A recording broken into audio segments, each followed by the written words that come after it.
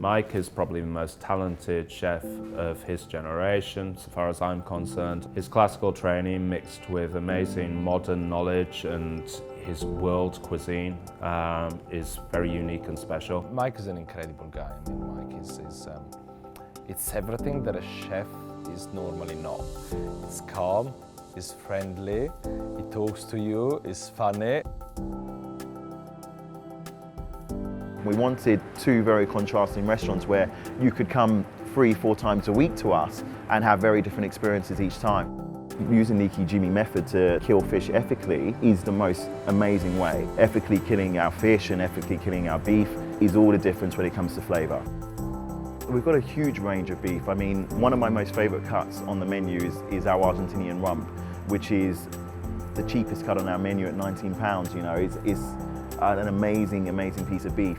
But then on the other end of the scale, we've got our Blackmore Wagyu 9++ and our Kobe 10+, which is two of the highest grading of beef that you can have in the world. There's always another element to his cooking, so it tastes fantastic, and each mouthful you go, wow. That's very rare.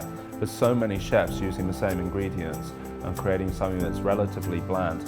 His food somehow manages to become an experience. Mike's really approachable, which is really rare for my small experience of 10 years working in this industry with chefs at that level. So we've basically got two grills, an open wood grill, and then we've got a hot Josper grill, basically, which is almost like a charcoal oven. So the temperature of the Josper goes up to 500 degrees if we want to, whereas the open wood grill sits at, we try and keep the temperature around 280 to 300. So the smaller cuts handle the open grill a little bit better, and the bigger cuts handle the Josper better. The bigger the cut, the bigger the fat, we usually try and cook it a little bit hotter in the Josper first, to like render down that fat, give it a real smoky sort of charcoal-y flavour, and then we finish it over the wood.